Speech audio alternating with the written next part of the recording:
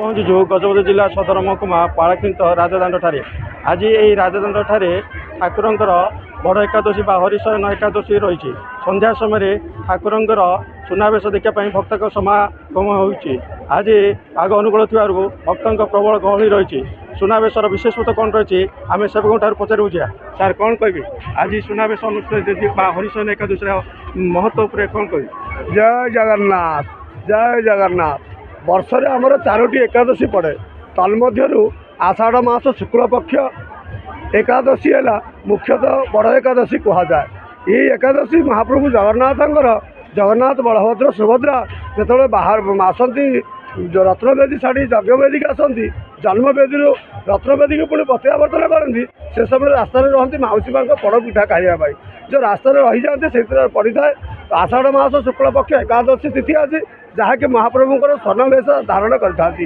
ଉକ୍ତ ସ୍ୱର୍ଣ୍ଣବେଶ ହରିଶୟନ ଏକାଦଶୀ ନାମରେ ପରିଚିତ, ଯାହାକି ଏ ସୁନାବେଶ ସମସ୍ତ ଯାହା ବାହାର ଯେତେକ ଚଣ୍ଡୀ ଚାମୁଣ୍ଡା ଅଗ୍ନି ସମସ୍ତେ ଅଗ୍ନି ବାୟୁ ଜଳ ସବୁ ଦେବତାମାନେ ବି ଦର୍ଶନ କରିଥାନ୍ତି। ଯାହାକୁ ସ୍ୱର୍ଣ୍ଣବେଶ ବା ହରିଶୟନ ଏକାଦଶୀ ନାମେ ପରିଚିତ।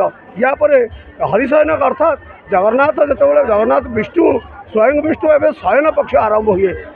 ୟା ପରେ ଯେଉଁ ପକ୍ଷ ପଡ଼େ ଏହା ପରେ ଯେଉଁ ତିଥି ଗୁଡ଼ା ପଡ଼େ ଏଥିରେ କୌଣସି ବାହାଘର ବ୍ରତଘର ଇତ୍ୟାଦି ଅନୁଷ୍ଠିତ ହେଇନି। ସେ ହରି ଶୟନ ଯାଇଥିବେ ଏ ଏକାଦଶୀରୁ ପୁଣି ଭାଦ୍ର ମାସ ଏକାଦଶୀରୁ ଯାଇକି ଭଗବାନ ଉଠିବେ, ତାକୁ ହରିଶୟନ ଏକାଦଶୀ କୁହାଯାଏ।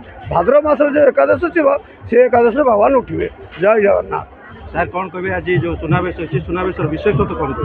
ସୁନାବେଶର ବିଶେଷତ୍ୱ ହେଲା ପରେ ସେଇଆ ଆଜି ହେଲା ଇଏ ସୁନାବେଶ ହେଲା ମହାପ୍ରଭୁ ଜଗନ୍ନାଥ ଆଜି ହେଲା ଆଷାଢ଼ ମାସ ଶୁକ୍ଳପକ୍ଷ ଏକାଦଶୀ ତିଥି, ଯାହାକି ମହାପ୍ରଭୁ ଜଗନ୍ନାଥ ରଥାରୂଢ଼ ହୋଇ ମହାପ୍ରଭୁ ଜଗନ୍ନାଥ ବଳଭଦ୍ର ସୁଭଦ୍ରା ମା ତିନି ରଥ ଉପରେ ରଥାରୂଢ଼ ହୋଇ ଯେଉଁ ସ୍ୱର୍ଣ୍ଣ ଅଳଙ୍କାର ବେଶ ଧାରଣ କରନ୍ତି, ତନ୍ମଧ୍ୟରୁ ଇଏ ହେଲା ଗୋଟେ ଅପୂର୍ବ ବେଶ, ଯାହାକି ଆପଣଙ୍କର ମନ୍ଦିରରେ 3ଟି ବେଶ ଦେଖନ୍ତି, ମନ୍ଦିରରେ ଦର୍ଶନ କରନ୍ତି।